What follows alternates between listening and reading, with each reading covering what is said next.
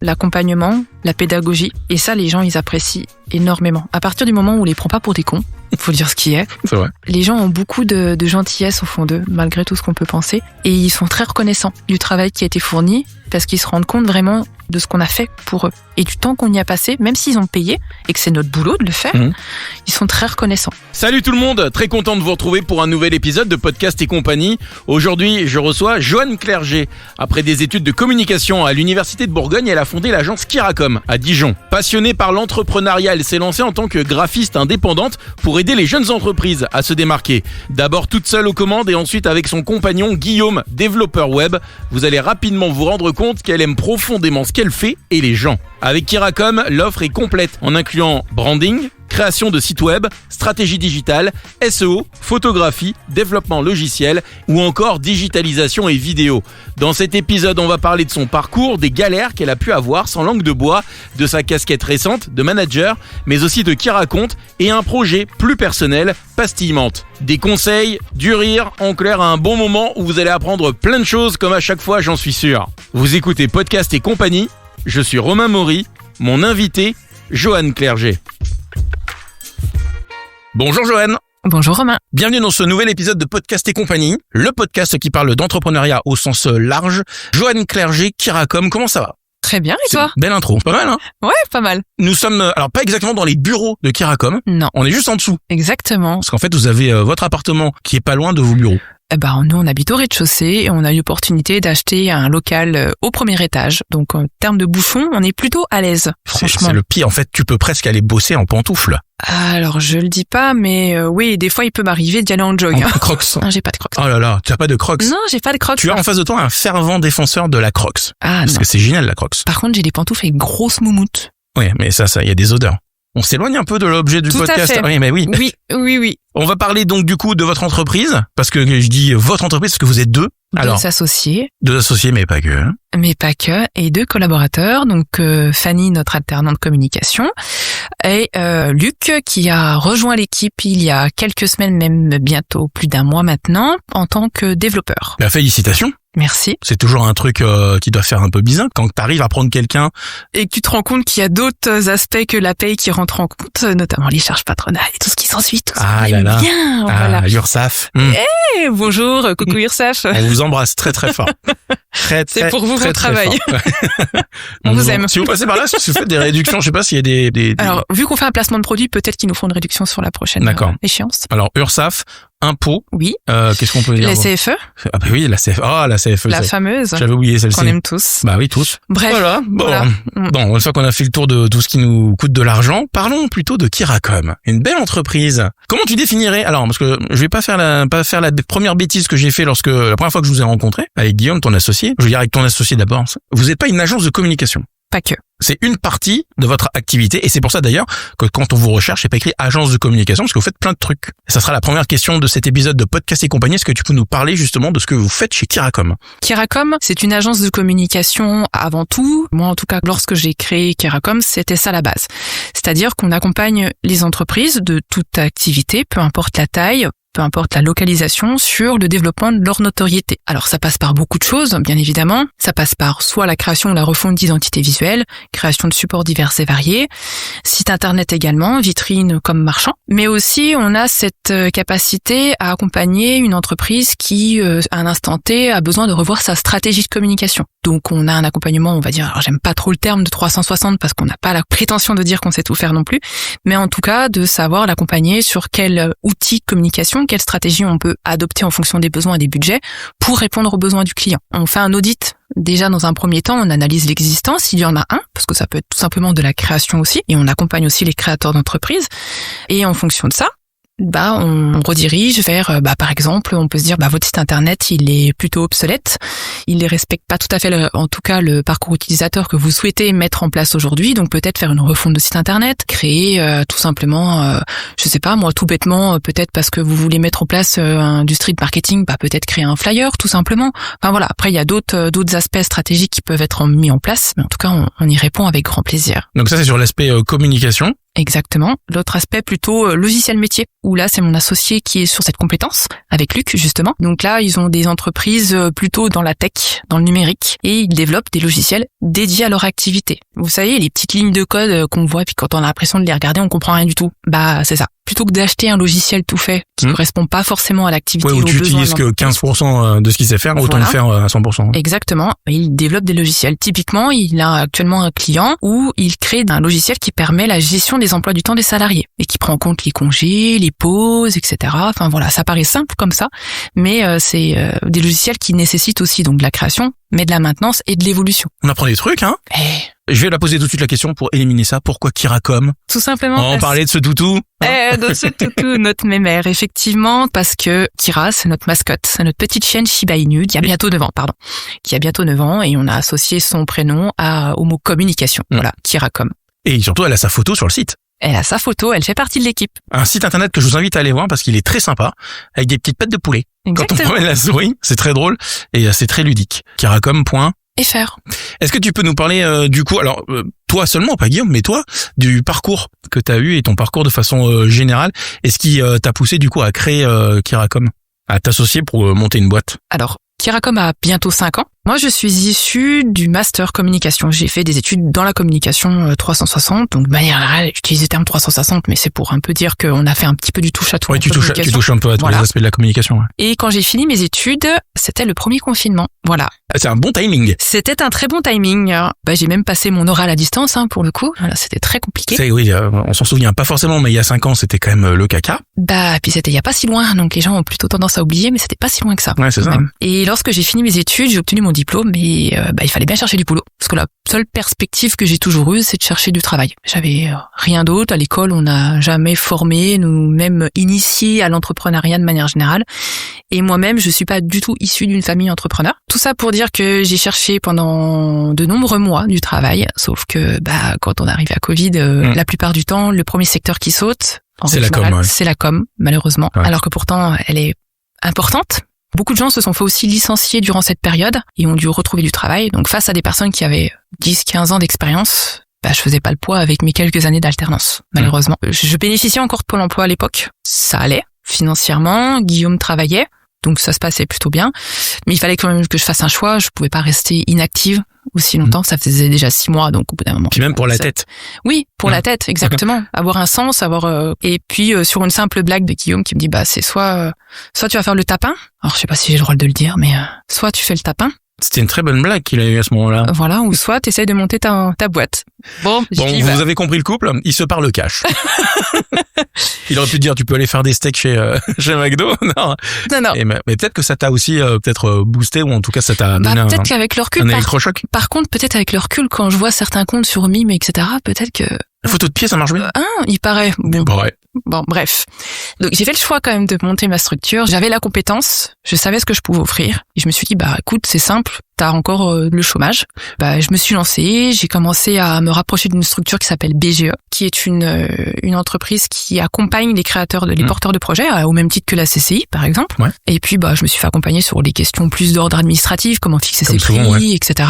Voilà. Et puis après, je me suis lancée, j'ai créé mon auto-entreprise et... Donc d'abord, c'était une micro. C'était une micro. Le 1er février 2021, l'EI Joanne Clerget a été créé. Après, j'ai pris le nom commercial Kiracom et j'ai commencé à avoir mes premiers clients, mes premières recos. Ça s'est bien développé. Mais alors attends, t'as lancé ta micro-entreprise et tout de suite, t'as eu des clients tout de suite, ou alors il a fallu quand même, il s'est passé quoi là? Parce que tu sautes une étape importante là. C'est vrai. Il s'est passé quoi entre le moment où tu as eu ton nom entreprise individuelle Joanne Clerget et le moment où t'as commencé à avoir tes premiers clients? Qu'est-ce que t'as mis en place? Comment t'as amorcé la pompe? Alors surtout... Cette expression est très moche. On passera, tu couperas. Ah non, regardez. Ce qui s'est passé, c'est que je suis restée en contact avec les conseillères de BGE. J'ai sympathisé avec elles, je me suis entourée, on va dire, des bonnes personnes. Et c'est ce que je recommande toujours. Si t'as des noms, tu peux y aller. Tu peux dire merci à des gens. Je remercie Clarisse Sareva, Macha Duchamp, Marianne Guerra, et j'en passe à les meilleurs. Enfin, j'embrasse vraiment toute l'équipe de BGE de Dijon, parce que sans elles, je l'avoue, en toute honnêteté, je pense que je n'en serais pas là où j'en suis aujourd'hui. C'est bien de le souligner, c'est bien de le dire. Ouais. Elles m'ont fait confiance, elles m'ont recommandé auprès des créateurs qu'elles ont accompagnés. Et c'est comme ça que j'ai acquis mes premiers clients et mes premières recommandations. En fait, à la BGE comme à la CCI et dans d'autres endroits, tu crées un petit réseau déjà dès le départ. Dès que tu sors en fait de ce chemin de création d'entreprise, t'as déjà un petit réseau qui te permet déjà de démarrer, ce qui est cool déjà. Après, c'est comme tout, ça dépend sur la personne sur qui on tombe. Oui. Voilà, Okay. On peut parfaitement avoir aussi un conseiller qui s'en fiche, qui accompagne la personne et puis qui laisse vivre derrière. Là, en l'occurrence, c'était pas du tout leur cas. Ils ont vraiment cet aspect, on va dire, même familial en fait, de soutenir les personnes qu'elles accompagnent et je leur remercie vraiment fortement. Alors pourtant, pour la petite anecdote, c'est pas un créateur que j'ai eu en premier client. Le premier client que j'ai eu, c'est 4M Recyclage, Mathieu Meurius, le gérant, qui est une entreprise qui recycle les gravats et les produits de démolition, par exemple des routes, typiquement, et qui en fait des produits prêts à emploi pour agrémenter les jardins, pour faire des allées, des cailloux, etc. Mais pas que, il fait pas que ça. Et en fait, il m'a vu sur LinkedIn. Il m'a envoyé un message sur LinkedIn pour me demander de faire, alors à l'époque de mémoire, je sais plus ce qu'il m'avait demandé de faire. C'était un support papier. Mais tu le connaissais? Absolument pas. J'ai pas compris pourquoi. Il m'a expliqué que il avait vu mon profil. Contact entrant, elle a l'air sympa. Voilà, il m'a envoyé un message sur LinkedIn. Il m'a demandé si je pouvais lui réaliser un dépliant pour faire du boitage dans les boîtes aux lettres. Et puis c'est resté comme ça et depuis c'est récurrent en fait. Il continue à faire appel à moi et ça restera toujours le premier client. Et du coup, vous vous appelez de temps en temps? Bah oui. Ça reste vraiment très. D'ailleurs, je vais faire bientôt une vidéo avec lui là dans le cadre de Qui raconte. On pourra en parler de cette nouvelle marque aussi. On va faire une vidéo pour présenter comment se passe le processus de recyclage de ces gravats. Juste. Bonne idée, de savoir ce qui se passe après. Une fois que tu les as amenés. On t'en fait quoi? Bah ouais, alors. Oui. Je te demande. On fait quoi? T'en recycles et puis après il pourrait peut-être venir en parler dans Podcast et compagnie, tiens. Et qui sait, ça pourrait l'intéresser. Je lui en parle, tiens. Tiens, tu lui en toucheras un petit mot. Donc là, ça y est, t'as ton premier client, tes premiers clients, t'es en micro-entreprise, Guillaume, lui, est toujours dans son entreprise. C'est ça. Et à un moment donné, est-ce que tu lui as dit, Guillaume, parlons peu, parlons bien. C'est l'intro d'une vidéo où je suis invité. Pastillement, en l'occurrence, de Qui raconte. Est-ce que tu l'as invité à te rejoindre ou alors est-ce que vous êtes resté dans ce toi d'un côté et lui de l'autre pour voir surtout toi comment ça allait continuer de se développer? Parce qu'à un moment donné, quand tu passes de micro-entreprise ou d'entrepreneur individuel à ensuite une vraie boîte, t'es pas sur le même délire déjà financier. Je confirme. Puis du coup, là il faut des clients, puis il faut une base solide, quoi. Exactement. Alors non, effectivement, j'ai poursuivi toute seule jusqu'en janvier 2024. Et lui, entre-temps, Guillaume, lui, s'était mis aussi à son compte en tant que freelance développeur. On a continué chacun de notre côté, en entreprise individuelle. Et puis ça s'est fait simplement où Guillaume, à un moment donné, il dépassait le plafond de l'entreprise individuelle. Alors, là, ils ont des problèmes de riches, certains. Bah, tu vois, je l'ai dit avec beaucoup de transparence. Ah non, carrément, t'as raison. Il n'y a pas de tabou, au contraire. Maintenant que le plafond est rebaissé. Je confirme. Je sais plus quoi, c'est 25 000, je crois, ou 26 000 euros, je crois, les entrepreneurs individuels. Très bonne idée de l'État. Vraiment, vous êtes des champions d'avoir fait ça. Si t'as une activité commerce, ça dépend. Ça dépend de la nature de l'activité. En chuchotant, j'en sais un secret. Enfin, je sais plus, ils changent tellement de choses tous les 4 matins que... Donc, du coup, il a explosé, il est arrivé à son plafond de verre. Voilà. Et il fallait prendre une décision. Donc, soit il se passait en entreprise en EIRL. Donc, on avait encore à l'époque EIRL ou EIRL. On avait encore le choix. On a discuté, on s'est dit, peut-être que ce serait bien qu'on s'associe. On a des activités qui restent tout de même complémentaires, dans le sens où Guillaume avait cette compétence aussi de m'accompagner sur la partie site internet, infogérance, hébergement, etc. Ce que moi je ne sais pas faire. Donc on s'est associés en janvier 2024. Et c'est marrant, vous n'avez pas eu l'idée un peu avant? Non, parce que ça s'y prêtait pas, et puis parce que moi j'étais un petit peu dans ma tranquillité de travail, ça va avoir un... Parce que dit comme ça fait un peu genre... du coup je suis plus tranquille maintenant. Je suis moins tranquille en SARL qu'en entreprise individuelle. Là-dessus on est d'accord. Hein. Clairement, je suis moins sereine. Mais non, on n'a pas eu le sujet avant parce que je sais pas, ça s'y prêtait pas, tout simplement. Et ça fait partie des défis que tu as eu à surmonter. Parce que travailler avec son conjoint, c'est pas forcément la meilleure des idées des fois. Des fois. On est le genre de couple qui aimons travailler ensemble. Voilà. Et ça, je l'entends, il y a beaucoup de personnes qui nous ont dit, mais comment vous faites pour travailler ensemble? Je pourrais pas. Au-delà de la blague, c'est-à-dire que c'est ça. C'est-à-dire qu'il y a des gens, chacun a sa boîte, à un moment donné, ils disent on va s'associer, et c'est là que ça clash en fait, parce que ça va pas. Parce que tu te rends compte, tu bosses pas de la même façon, que c'est un peu différent, que la personne au boulot, elle est différente de ce qu'elle est en fait dans la vie. Puis on a deux façons de gérer les choses différentes. On n'a pas les mêmes points de vue sur l'entreprise, sur la façon de gérer les conflits, des trucs comme ça. Ça va, on est assez complémentaires là-dessus. Et non, je regrette pas du tout notre association. Ah non, c'est clair. Mais après, voilà, des fois, on se prend la tête, hein. C'est normal. Et ce qui peut parfois être compliqué aussi, c'est que, comme on est ensemble au travail, quand on est en perso, on parle du boulot. C'est aussi une des questions. Elle anticipe. Elle écoute beaucoup les épisodes de podcast et compagnie ou quoi?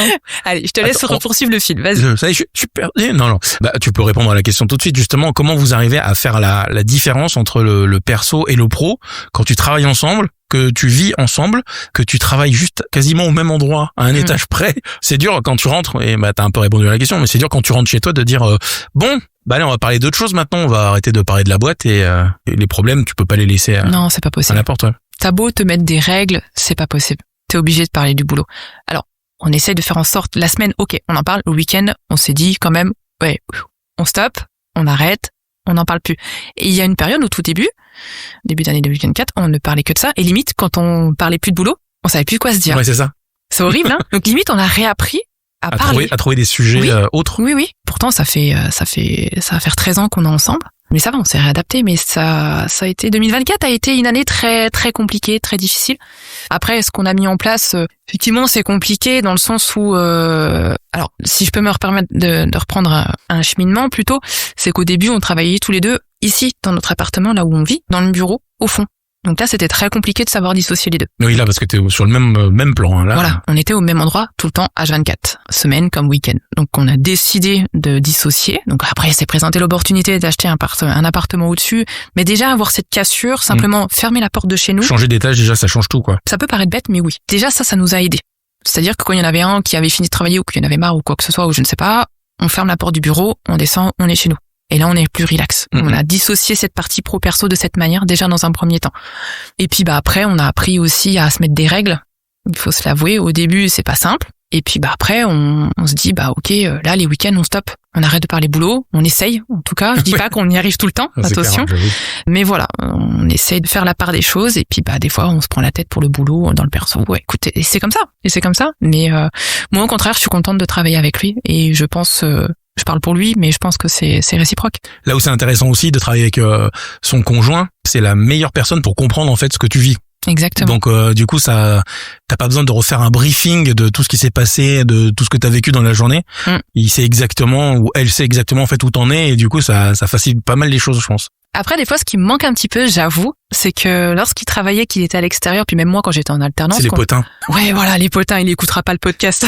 Je rigole. C'est vrai que quand on était content de se retrouver le soir, parce que finalement, on parlait de notre journée. Et là, c'est ce qu'on a pu, finalement, parce qu'on est tous les jours ensemble. En fait, faut réapprendre à avoir une vie de couple en parallèle de sa vie d'associé, quoi. C'est ça, exactement. Ouais. Mais c'est un travail. C'est un travail, je dis pas que c'est facile pour tout le monde. Vous êtes une entreprise jeune, en duo aussi.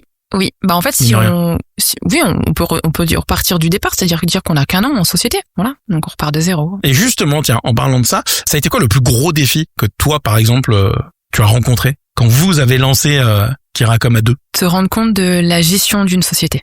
Je m'étais pas imaginé que ça puisse être aussi lourd à porter. En termes de paperasse? Ouais. Alors, après, on s'est fait accompagner aussi, sur la création. On aurait pu mieux se faire accompagner.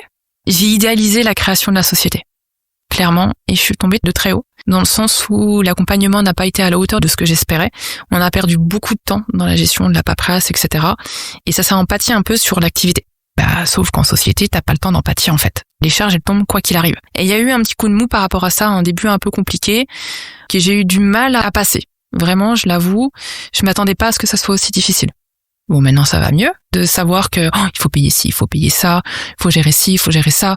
Waouh, ça faisait beaucoup d'informations. Pour te rassurer, pas forcément pour te rassurer, mais quand tu fermes une entreprise, c'est aussi très compliqué. Hein. Oui, il paraît. En dans plus, tu payes pour fermer. T'as déjà plus de sous, tu fermes parce que t'as plus de sous, en règle générale. Ou alors si t'arrêtes, c'est parce que des fois t'as plus envie de faire ce que tu fais. Mais c'est vrai que tu dois encore donner de l'argent même quand tu veux clôturer ta boîte. Tu dis mais en fait ça s'arrête jamais. Non, jamais. Oui. Donc voilà, il y a beaucoup de choses qui sont rentrées en compte, mais on a remonté la pente et puis on remonte encore la pente et on espère toujours que ça soit encore mieux que ce qu'on fait. De façon générale, à vos clients, vous dites quoi? Comment vous vous vendez? Comment vous vendez Kiracom en termes de mission? Vous dites, c'est quoi votre verbatim? Les choses que vous mettez en avant quand vous vendez On part toujours du principe que les personnes qu'on a en face de nous ne savent pas de quoi on parle. On essaye d'être le plus simple. Après, on s'adapte aussi au public qu'on a en face de nous. Quand on a un petit peu des gens de la tech, on sait qu'ils sont un petit peu initiés à ce monde-là.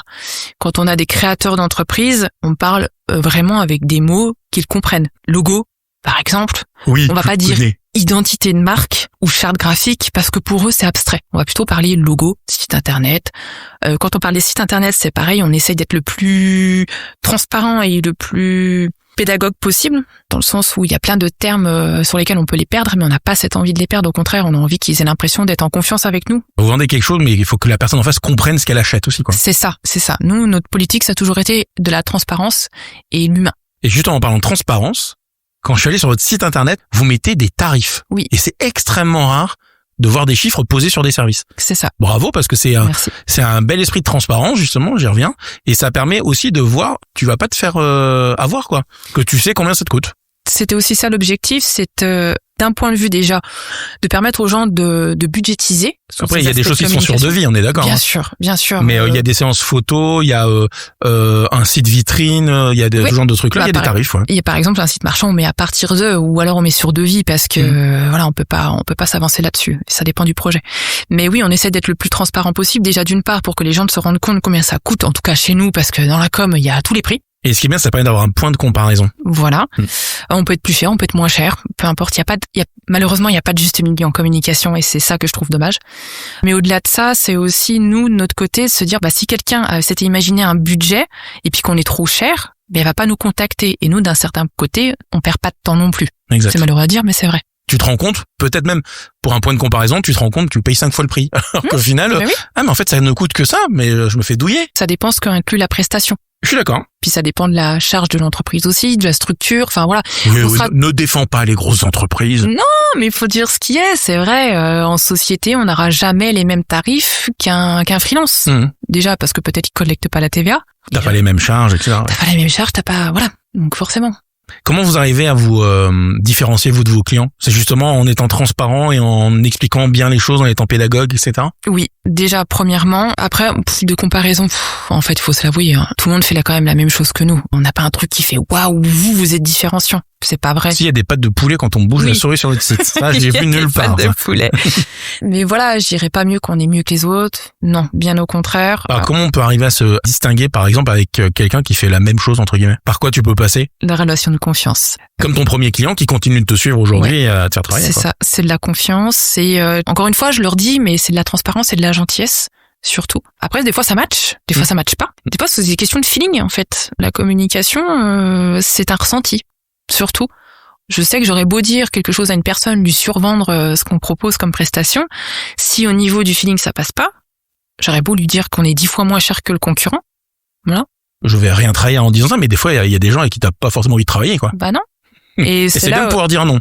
Et exactement. Ça, c'est un luxe, c'est agréable. Tu fais bien de le préciser parce qu'effectivement, alors c'est pas forcément facile. On fait tous des erreurs au début parce qu'on a aussi le syndrome de l'imposteur, à se dire que oui, attends, je peux pas prétendre à afficher ces prix-là parce que j'ai pas 10 ans d'expérience, parce que je m'appelle pas comme ci, je m'appelle pas comme ça. Et pourtant, après ça s'acquiert au fur et à mesure du temps. On sait ce qu'on commence à connaître notre valeur. Au début, c'est compliqué, c'est très compliqué. Et en gros, il faut combien de temps d'après toi pour savoir combien on vaut?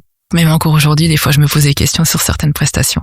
C'est compliqué à répondre. Je peux pas répondre. Approximativement, on va dire, comme on parle d'habitude, c'est au moins 3 ans. Personnellement, je trouve. Après, ça dépend des personnes. Ça dépend des caractères, mais... Merci en tout cas d'avoir donné ton point de vue, c'est intéressant. Ça permet de comprendre un peu mieux comment vous fonctionnez, vous. Et puis après, pour répondre à ta question, la manière dont on se différencie, c'est par notre travail. Le travail qu'on fait, les gens qui viennent nous voir parce qu'on a une patte artistique qui leur plaît bien aussi. Tiens, on y revient sur la patte. La patte. La patte de chien, la patte de poule. Le poulet, enfin voilà. Allez vraiment voir le site, d'ailleurs, c'est marrant. S'il n'y a pas une explosion des visites sur le site de Kiracom, je sais plus comment le vendre. J'analyserai les stats. Je sais plus comment le dire. Est-ce que vous pensez avoir réussi? D'une certaine manière. On peut dire oui, hein. Oui. On a franchi des obstacles, même si on espère encore mieux, bien évidemment, toujours plus. Moi, je suis entièrement satisfaite du parcours que j'ai fait et je regrette absolument pas. Et si un jour Kiracom demain venait à fermer pour X ou Y raison, j'aurais aucun regret. Est-ce que ça passe aussi par sortir de sa zone de confort, la réussite? Ah oui, parce qu'il faut savoir se remettre en question. Tu peux rester dans ta zone de confort, continuer d'avoir toujours les mêmes clients, en acquérir quelques autres, et puis grossir mais tranquillement. Alors que si tu sors de ta zone de confort, t'es plus en danger. Ça dépend ce qu'on veut. Il y a des personnes qui te diront que moi je suis bien, j'ai mon train-train quotidien et ça me suffit amplement. Et il y en a d'autres qui, un peu comme nous, ont envie de voir ailleurs, enfin de voir plus loin en fait, surtout proposer d'autres projets. C'est pour ça que que j'ai sorti la marque qui raconte, que j'ai voulu essayer Pastimante. Enfin voilà, essayer de nouvelles choses parce que en tout cas personnellement, rester dans un train-train, c'est fatigant. Alors justement, explique alors en quoi ça consiste ces 2 projets. Alors, Qui raconte, par exemple? Donc, Qui raconte, c'est une nouvelle marque de Kiracom où on vend de la prestation vidéo pour les réseaux sociaux. Attention, j'ai pas la prétention de dire qu'on est une agence audiovisuelle, je ne fais pas de film reportage. Je fais simplement de la vidéo réseaux sociaux, format vertical, 2 minutes grand maximum. Soit pour du ponctuel parce que vous avez un événement à promouvoir ou un nouvel service à présenter, ou alors mensuellement pour engager une cible sur le long terme. Et à cela, on vous vend simplement la vidéo, ou soit on vous vend aussi un accompagnement global avec la gestion des réseaux sociaux.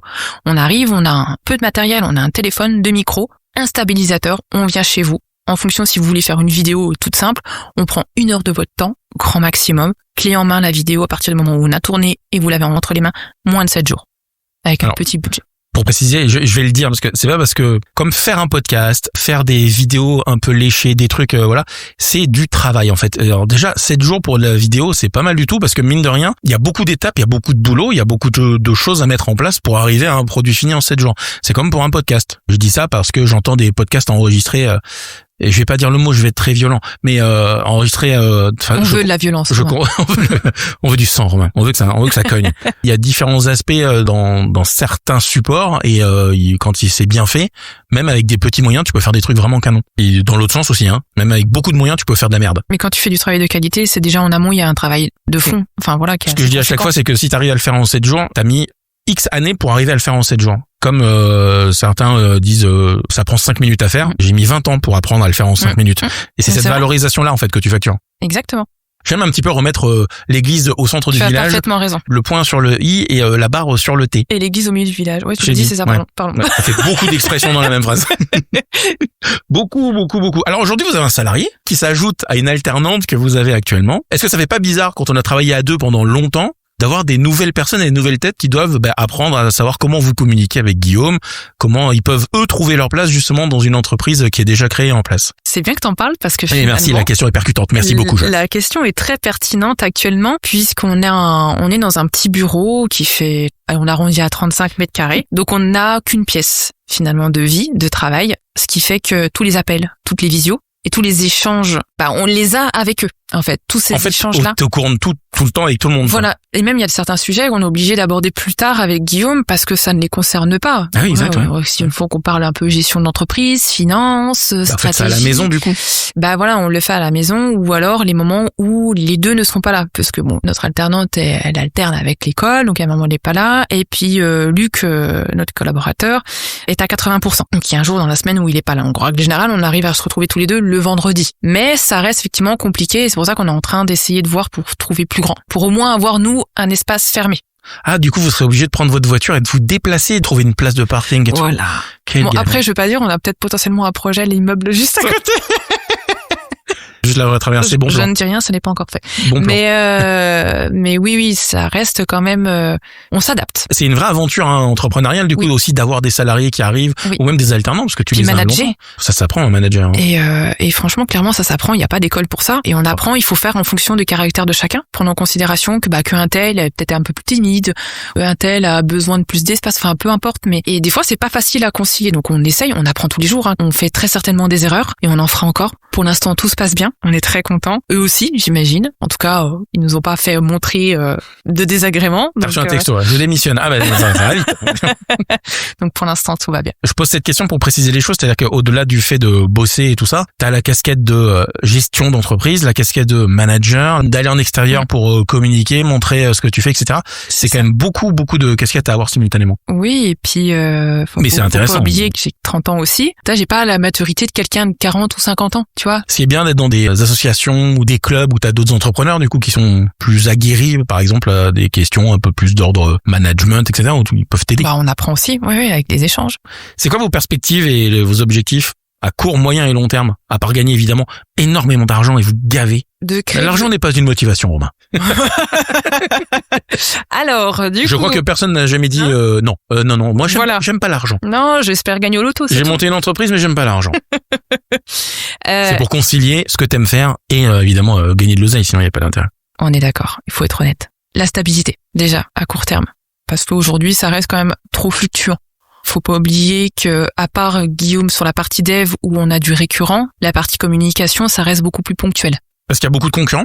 Sûr. Sur la communication, c'est pour ça que c'est pas aussi récurrent que sur d'autres. Il y a énormément de concurrence. Quand tu regardes ne serait-ce que sur Dijon, je sais pas le nombre que nous sommes, mais c'est... Les gens essaient pas différentes agences pour trouver celle qui correspond un peu à leurs valeurs. Et après, ils y restent, ou alors est-ce qu'ils picorent à droite à gauche et ils font jouer à la concurrence justement pour faire baisser les prix? Ça dépend des profils. Les créateurs, oui. En règle générale, ils font jouer la concurrence, c'est ce qui est normal, parce que le premier levier pour eux, c'est le budget, dans un premier temps. Après, est-ce que les gens picorent à droite à gauche? Je suis pas convaincue. Pour moi, à partir du moment, c'est ce que j'imagine, peut-être que c'est pas le cas, je me trompe peut-être, mais à partir du moment où une entreprise fait appel à une agence, si elle est satisfaite de la prestation, elle restera dans cette agence. Chez elle, ouais. Ce sera assez difficile de récupérer le client. Et j'y vois bien de toute façon avec nous. Moi, je travaille maintenant depuis 4 ans avec des clients et je sais qu'ils sont satisfaits jusqu'au jour où peut-être ils sont plus satisfaits ou qu'il y a un changement de direction ou quoi que ce soit. En gros, là, c'est peut-être un secret et si c'est un secret, tu ne réponds pas à la question. Vous avez combien de clients? On est autour de 200 clients aujourd'hui. Et en récurrent, du coup, et en récurrent, ça permet de voir, tu vois, sur un mois, combien de clients et de projets vous pouvez gérer simultanément. En récurrent, on a une 30aine de clients. Voilà, ce qui est déjà bien à notre petit niveau. Pour certaines personnes, s'ils nous écoutent, ça va peut-être leur faire saigner les oreilles, tellement c'est peu. Tu vois, de mon niveau, je trouve que c'est beaucoup. Du récurrent, mais qui n'est pas forcément mensuel non plus. Les récurrents, ils reviennent de moyenne 2 à 3 fois par an, tu vois. Avec des tailles de projets différentes à chaque fois. Oui. En règle générale, c'est souvent parce que ils participent à un salon, ils ont besoin de support, ils ont besoin d'habiller leur salon, ils ont un nouveau service, ils ont besoin de leur promouvoir, ils ont besoin de mettre à jour leur site internet. Voilà, c'est des choses comme ça pour le coup. En l'occurrence, 4e recyclage, lui, c'était pour, tu vois, il est revenu l'année dernière pour la refonte de son site. Là, il est revenu là pour refaire des panneaux de direction. Si tu vas sur Pouillon-Auxois, que tu prends l'autoroute, peut-être qu'un jour tu verras sur le bas-côté une petite camionnette bleue avec un gros panneau sur 3x3, je crois, de mémoire. Et c'est Kiracom qui l'aura fait. Ça, c'est la classe. Ouais, t'as vu. Attends, je crois qu'ils ont des problèmes la camionnette, elle fonctionne plus, donc. Donc, si vous écoutez ce podcast en voiture et que vous êtes en direction de Pouillon-Auxois, peut-être que vous êtes en train, actuellement, pendant que vous écoutez ce podcast, de voir cette voiture et de voir ce panneau. Voilà. Court, tu nous as dit, moyen terme.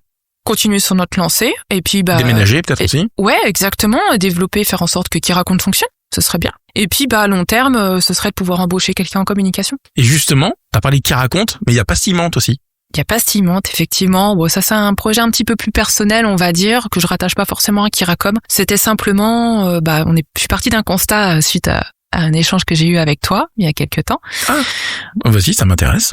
Sur le fait je frétille, t'as vu, sur le fait qu'il y a des métiers qui sont soit inconnus, soit trop méconnus. Et le podcast en fait partie, alors que pourtant c'est un outil qui mérite d'être connu et utilisé en tout cas dans les entreprises. Et c'est pour ça que je suis partie de ce constat-là à me dire, il y a des métiers dont on n'entend pas forcément parler et qui pourtant sont essentiels. Comme par exemple les métiers du référencement, du SEO, c'est tellement abstrait comme métier, on sait pas vraiment ce qu'ils font. Même principe, c'est leur donner un petit peu de voix, leur donner de la visibilité. Alors à mon niveau, bien évidemment, je suis pas connue, mais au moins localement, leur permettre de s'exprimer et d'expliquer ce qu'ils font. C'est une chouette idée en tout cas. Content d'avoir fait la première expérience de ce format. C'est très cool. Je suis content que ça t'ait plu. Ouais, c'était ça, on a bien rigolé en plus. Quels sont les moments les plus mémorables et les plus gratifiants de ton parcours, Joanne Clerget de Kiracom? Les remerciements des clients, les retours, des merci, grâce à vous, j'ai réussi à développer telle activité. Est-ce que ça arrive souvent en fait que des gens parce que tu pourrais te dire comme ils ont payé, enfin tu vois, il y a pas de remerciement à avoir parce que juste il y avait un besoin, t'as répondu au besoin, ils ont payé, point barre.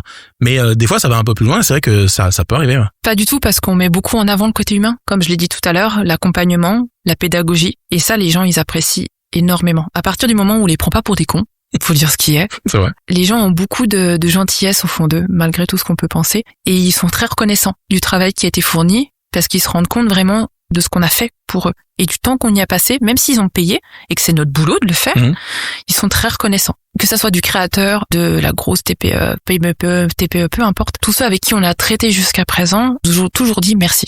Et ça, c'est le plus beau des cadeaux. Et à l'inverse, les moments les plus galères, les plus durs à surmonter? Plus dur à surmonter. Il est possible qu'il n'y en ait pas eu, et là je dis bravo, c'est cool. Ouais, non. Alors de marquant, non, j'en ai pas vraiment eu de marquant. Étonnamment, j'ai pas été confrontée à de réels problèmes, soit de difficultés de paiement, parce que des fois on n'en parle pas, mais une gestion d'entreprise, on peut être confronté à ça. Non, mais ça peut être, tu vois, t'as eu un gros client qui est venu, tu vois, t'avais un gros budget alloué pour un truc à faire, et puis finalement finalement c'est tombé à l'eau. Ah bah oui, bah ça, les refus. Oh. Ça c'est notre quotidien. Bah oui, et puis on doit s'adapter, on doit faire avec, parce que comme j'ai dit tout à l'heure, on peut pas plaire à tout le monde. Et oui, c'est sûr, c'est décevant, mais à partir de là, ok, on n'a pas remporté le projet, pourquoi? S'il y a de la transparence en face, puis qu'on te dit pourquoi ils ont refusé ton devis, soit c'est des questions de budget, soit c'est des questions aussi de feeling. Et c'est ça qui est frustrant en fait, si on peut aborder le sujet, c'est des fois il y a des gens. Ils viennent vers toi, ils te demandent un devis pour X ou Y raison, peu importe.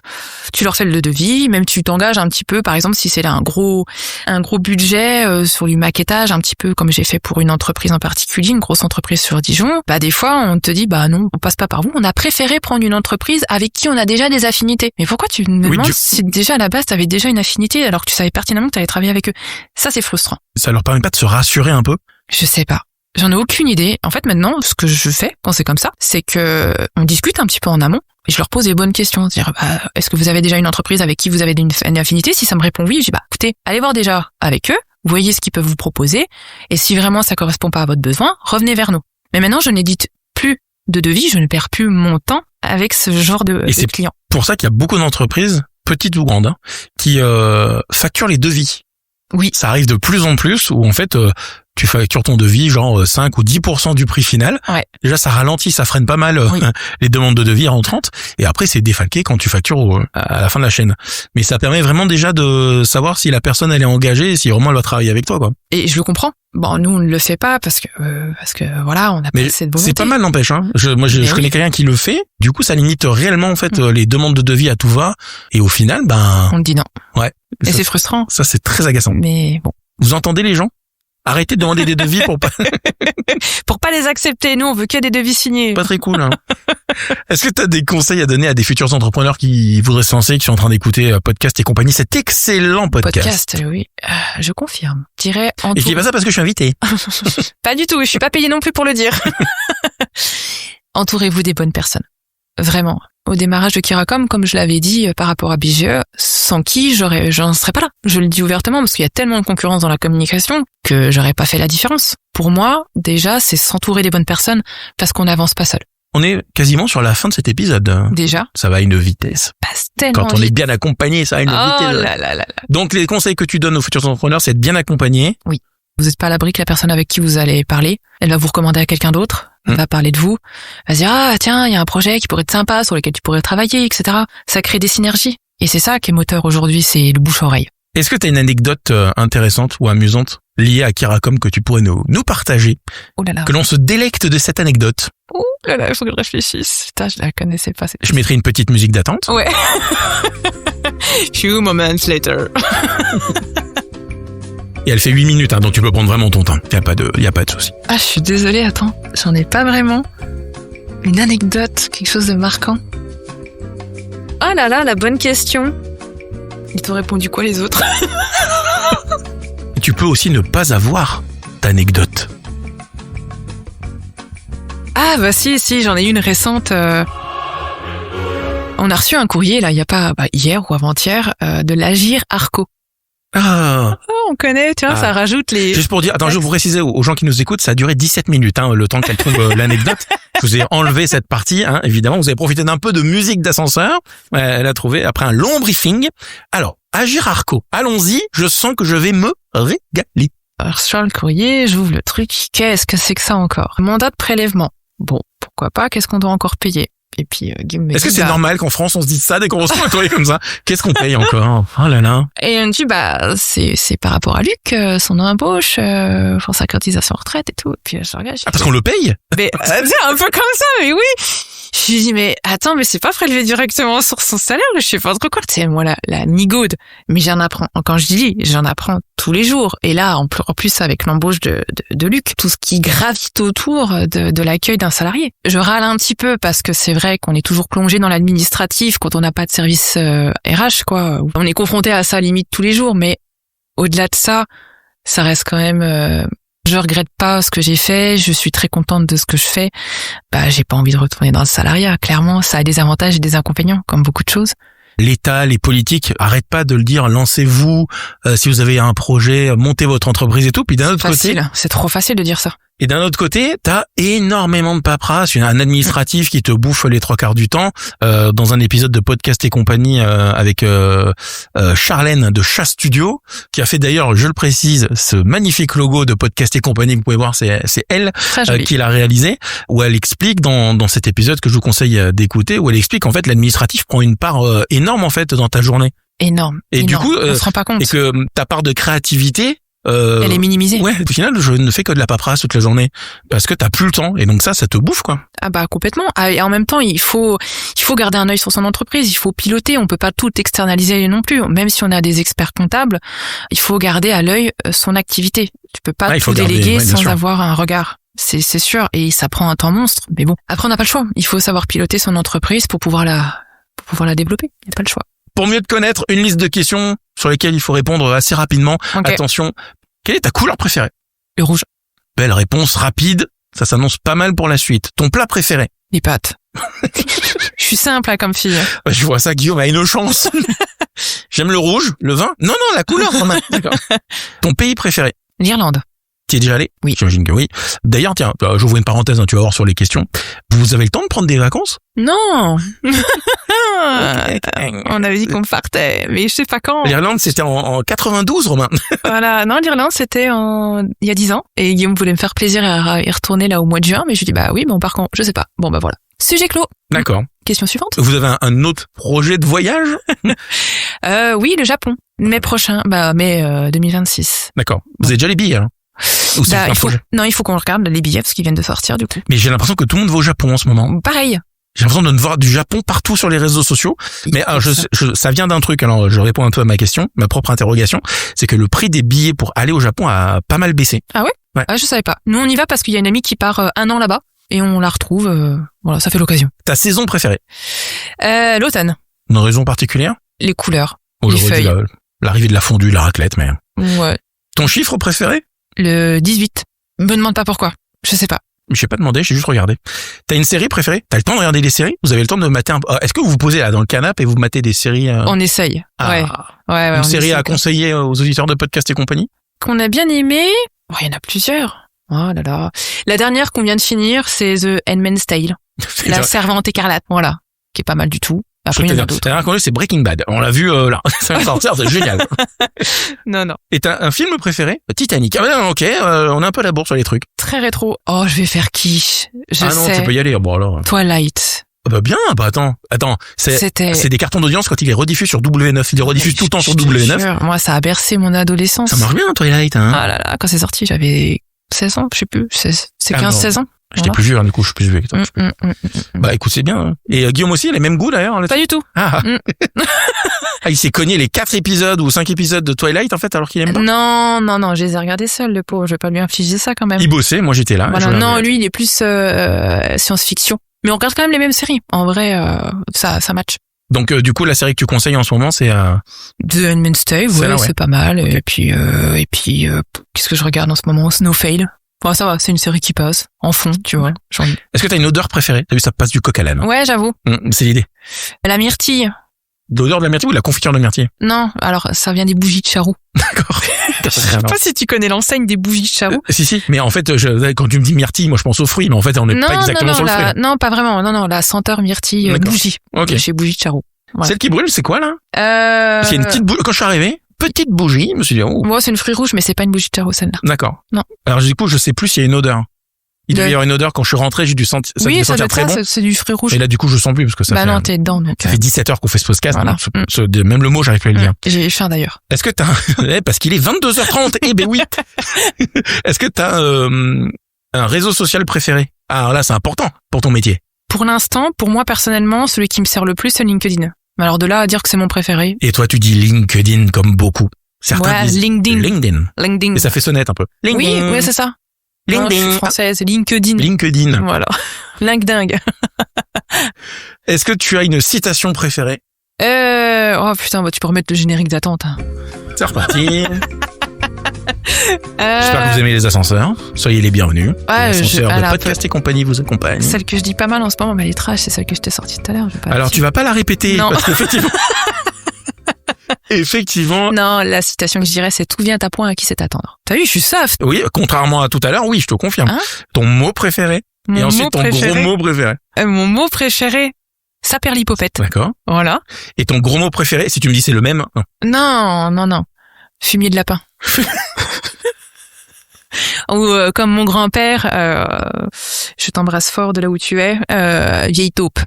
Ok, c'est d'ici ça, non? C'est l'expression de Bourgogne. T'es pas bourguignonne, toi? Alors, je suis bourguignonne de naissance. Ouais. Je suis chenevelière, exactement. J'ai fait partie des dernières qui sont nées à la maternité de Chenot. Ok. Et sinon, je suis un petit peu franc-comtoise, ouais. Mais mes grands-parents. il y a plus l'accent franc-comtois, je trouve. Que bourguignon. J'ai été bercée là-dedans. Et pour se quitter, Joanne, pour clôturer ce magnifique épisode de Podcast et compagnie après 17 heures d'enregistrement, quelle est ta chanson préférée? Smalton Boy de Bronski Beat. Voilà. C'est pas ta génération, en revanche. Pas du tout. Mais t'aimes bien cette chanson? Ouais, années 80. T'écoutes pas les chansons des années 2025? Pas du tout. T'écoutes pas la radio? Non. Allez, salut. Voilà. Ok, quoi je fais ce job? Plus personne n'écoute la radio ou quoi? Malheureusement, non. Vous écoutez pas de la musique quand vous bossez? Ah si, Spotify. Voilà.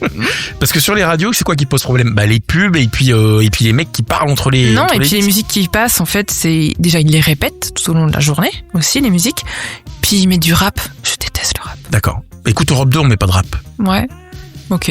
Bah j'écouterai peut-être à l'occasion. Et peut-être qu'un jour on passera... Mais non, Bronski Beat, non. On l'a pas mais il y a trop de pubs quand même. Ah bah, il faut bien qu'on se paye. Bah oui, je sais bien, mais... Je te rappelle qu'on coûte énormément d'argent. Nous sommes très riches. Donc du coup, il faut les payer, ces animateurs. Oui, bah je me doute bien, surtout qu'ils sont importants, ces animateurs. Ah bah, essentiels même. Voilà. C'est pour ça qu'on... Non, on va aborder un sujet un peu... Donc on va se quitter sur cette magnifique chanson de Bronski Beat. Très bon choix, évidemment, parce que c'est une chanson qui est vraiment cool et très entraînante. Merci Joanne Clerget d'avoir participé à cet épisode de Podcast et compagnie. Merci Romain. Qui se termine déjà. Un immense merci à toi et à Guillaume du coup, mais qui lui bosse. Bah oui, c'est le bien. Pauvre. Hein, on sait qui c'est qui travaille ici. On est vendredi, c'est lui qui bosse et elle, bah tranquille à la maison. Elle est se poser devant Netflix et ça va bouffer de la série. Exactement. Merci de m'avoir reçu. Alors pas forcément dans les bureaux, juste en dessous, du coup, dans votre appart. Et ça c'est bien chouette. Et pour celles et ceux qui découvrent Podcast et compagnie, évidemment, je vous rappelle que ce podcast est le rendez-vous pour vous plonger dans les coulisses de la création d'entreprise. Vous êtes de plus en plus nombreux à l'écouter et ça c'est très très cool. Merci à vous. J'espère que vous apprenez plein de choses, que vous découvrez des parcours, des succès, que vous entendez des gens que vous n'entendez pas forcément parce qu'on essaye de faire. J'essaye de faire, je dis toujours on. Alors je suis tout seul, mais faire des épisodes longs. Ce qui est intéressant, ça permet aussi de parler plus longtemps. C'est bien de parler 5 minutes, mais quand tu peux parler une petite heure, c'est chouette aussi. N'hésitez pas à aller sur les plateformes de podcast pour le noter. Ça, c'est cool. Et puis aussi, je vais faire un peu ma pub. Si vous souhaitez mettre en lumière votre parcours ou celui de votre entreprise, n'hésitez pas à me contacter. Je fais des podcasts sur mesure pour les entrepreneurs, les entreprises, les particuliers. Et Podcast et compagnie, en l'occurrence, aussi fait partie de toute la gamme de produits que je propose. C'est un peu comme chez McDo. Tu choisis, viens comme tu es. C'est pas ça le claim de chez McDo. Mais je vous le conseille venez comme fortement. Vous êtes. C'est ça, venez comme vous êtes. C'est ça leur claim. Oui, venez comme vous êtes, exactement. Et si vous voulez participer à Podcast et compagnie, par exemple, contactez-moi sur les réseaux sociaux, sur Insta ou sur LinkedIn. Ça me fera bien plaisir. Merci Joanne. Merci Romain. À très bientôt, soit chez Kiracom, soit autour d'un café. D'un café, avec plaisir. À l'occasion. C'est noté, c'est validé, c'est mis dans mon agenda. Il faut qu'on cale ça maintenant. Faisons ça. C'est parti. Merci Joanne. À bientôt. Ça n'a pas enregistré. Alors. T'imagines? Ça t'est jamais arrivé encore? Ne manquez aucun épisode de Podcast et compagnie. Abonnez-vous et mettez 5 étoiles sur votre plateforme de podcast préférée. Rendez-vous sur podcastetcompagnie.fr.